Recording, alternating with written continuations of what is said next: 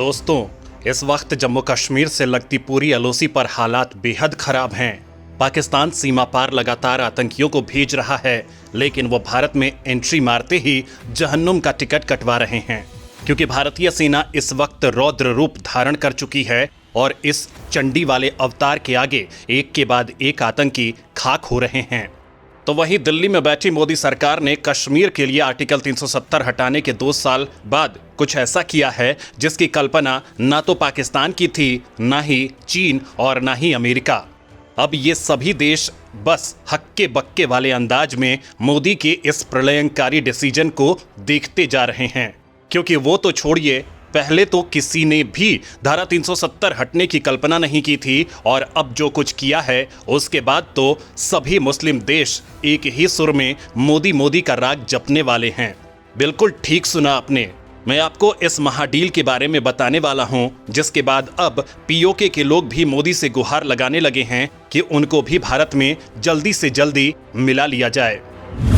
भारत का कश्मीर बनेगा दुबई। भयंकर निवेश से पाकिस्तान में मची खलबली। पीएम मोदी के वार से इमरान खान के उड़े तोते। पूर्व राजदूत बोले, पाकिस्तान के हाथ से तो गया कश्मीर। दोस्तों, धारा 370 को राख करने के बाद मोदी ने कश्मीर को फिर से जन्नत बनाने के लिए कदम आगे बढ़ा दिए हैं और इस बार उन्होंने लोहे को काटने के लिए लोहे को ही काम में लिया है। दोस्तों, मोदी सरकार ने मिडिल ईस्ट या ठीक से कहें तो मुस्लिम वर्ल्ड के सबसे महत्वपूर्ण शहरों में शुमार दुबई को लेकर एक डील साइन की है, जिसके बाद अब भारत का जम्मू और कश्मीर जल्द ही नया दुबई बनने जा रहा है, क्योंकि अब यहां इतना निवेश आने वाला है कि कश्मीर की जनता ने कभी नहीं सोचा होगा। मोदी ने यहां एक ही तीर से कई निशाने साध लिए हैं। चूंकि किसी मुस्लिम देश का निवेश आने से मुस्लिम देशों के संगठन ओआईसी भी चूं चपड़ नहीं कर पाएगा, तो बाकी देशों की हालत भी बोलने लायक नहीं बचेगी। मोदी सरकार के मुताबिक दुबई ने जम्मू कश्मीर में इंफ्रास्ट्रक्चर के निर्माण के लिए समझौते पर हस्ताक्षर किए हैं, जिसके बाद तो पाकिस्तान में विधवा विलाप शुरू हो गया है, क्योंकि यह समझौता तो उसके लिए सबसे बड़ा हथौड़ा पड़ने जैसा ही है, क्योंकि पाकिस्तान ने हर मंच से जिस कश्मीर का मुद्दा उठाकर भारत की छवि को नुकसान पहुंचाने के प्रयास किए हैं, उसी के जवाब में मोदी ने उसका ऐसा ताबीज बना दिया है कि पाकिस्तान किसी को मुंह दिखाने लायक नहीं बचा है। यहां तक कि ऑर्गेनाइजेशन ऑफ इस्लामिक कंट्रीज भी अब मुंह नहीं खोल पाएगा। तो पाकिस्तान के हाथों से कश्मीर का मुद्दा रेत की तरह फिसल रहा है, क्योंकि पाकिस्तान को यह बड़ा झटका कभी उसके सबसे बड़े तारणहार रहे संयुक्त अरब अमीरात ने ही दिया था। दुबई ने पाक को झटका देते हुए कश्मीर में निवेश करने का ऐलान कर दिया है, जो कश्मीर में पहला अंतर्राष्ट्रीय निवेश है।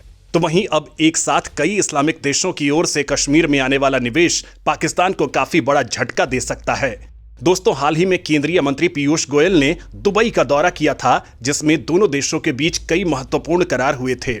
ऐसे में मोदी सरकार ने स्वयं अब जानकारी दी है कि दुबई की सरकार ने कश्मीर में प्राथमिक सुविधाओं को विस्तार देने के लिए निवेश करने का अनुबंध किया है। दोस्तों, इस वक्त कश्मीर में पाकिस्तान की ओर से आतंकियों की एंट्री करवाने के कारण अराजकता और हिंसा का तांडव मचा हुआ है। आतंकियों की एंट्री ने घाटी में फिर से खून बहाना शुरू कर दिया है, लेकिन मोदी सरकार ने इस राज्य को सुरक्षित रखने के लिए जो प्रयास किए हैं, उसने पाकिस्तान की मंशा पर भी धान बो दिया है। यानी भारतीय चाहे कश्मीर में जमीन खरीदे या नहीं खरीदे, लेकिन ऐसे आदमी को जमीन खरीदवा दी है जिसके आगे पाकिस्तानी आतंकी भी सजदा करते हैं, उसके पांव चूमते हैं। यानी मोदी ने एक ही तीर से कई निशाने लगा दिए हैं। तो इससे अब चीन को भी तगड़ी मात देने का मोदी सरकार प्लान कर चुकी है, क्योंकि मुस्लिम दुनिया से चीन को निकाल बाहर फेंकने का काम पहले से ही यूएई शुरू कर चुका है। इतना ही नहीं, भारत के जिगरी दोस्त इजराइल के साथ यूएई और अमेरिका ने भारत के साथ मिलकर एक और क्वाड का गठन किया है, जो आने वाले दिनों में मुस्लिम वर्ल्ड में नया ही रणनीतिक पहाड़ खड़ा कर देगा। तो वहीं दोस्तों, अब कश्मीर में मुस्लिम दुनिया के किंग दुबई का निवेश आने से आतंकियों का सफाया तो तय है, क्योंकि वो चाहकर भी दुबई का विरोध नहीं कर सकते हैं। वो दुबई को बड़ी ही आस्था और विश्वास से देखते हैं। दुबई की सरकार के निवेश के दम पर कश्मीर में इंडस्ट्रियल पार्क, आईटी टावर, बहुउद्देशीय tower, logistic towers, medical college और एक विशेष अस्पताल सहित बुनियादी ढांचे का निर्माण करेगा। यानी माना जा रहा है कि अनुच्छेद 370 के खात्मे के बाद जम्मू कश्मीर में पहला अंतर्राष्ट्रीय निवेश दुबई से ही आने वाला है, जो कि भारत सरकार के लिए एक उपलब्धि का प्रतीक बन सकता है, क्योंकि वो इस्लामिक देश संयुक्त अरब अमीरात की राजधानी है। वहीं ये सबसे बड़ा झटका पाकिस्तान के लिए होगा, जो कि आए दिन कश्मीर को पाकिस्तान का हिस्सा बनाने के लिए छाती पीटता रहता है। दुबई का निवेश पाकिस्तान के लिए क्यों है बुरा सपना? क्या कश्मीर पर भारत को मिल गई है छप्पर फाड़ जीत? दुबई के इस कदम को पाकिस्तान के लिए एक और झटका कहा जा रहा है। कश्मीर मुद्दे पर पाकिस्तान यूं भी इस्लामिक देशों की बिरादरी में अलग थलग पड़ चुका है। कुछ समय पहले संयुक्त राष्ट्र महासभा में ईरान और सऊदी अरब जैसे बड़े देशों ने भी पाकिस्तान की उम्मीदों के बावजूद कश्मीर को लेकर कोई भी बयान नहीं दिया था, जिसके बाद पाकिस्तानी प्रशासन काफी निराश दिखा था और पाकिस्तान के पूर्व राजदूत अब्दुल बासित ने यहां तक कह दिया था कि कश्मीर मुद्दे पर पाकिस्तान में निरंतरता की कमी के चलते दूसरे देशों के सामने हम मजाक बन चुके हैं।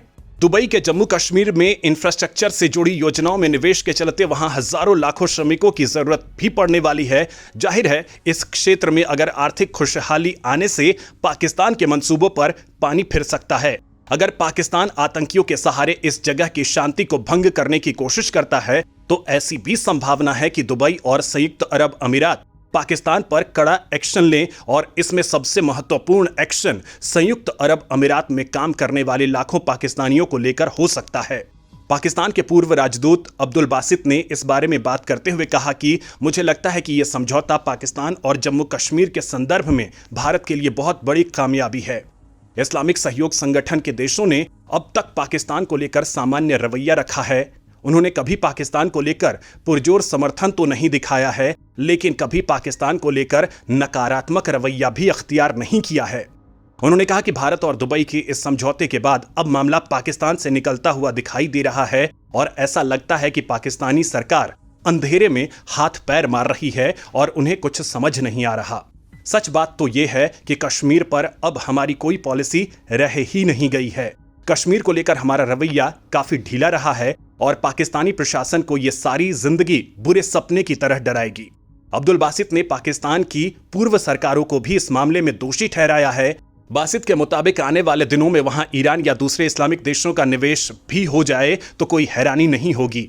यानी दोस्तों, दुबई सरकार द्वारा कश्मीर में आधारभूत ढांचे के विस्तार के लिए होने वाला निवेश कश्मीर के लिए सकारात्मक होगा।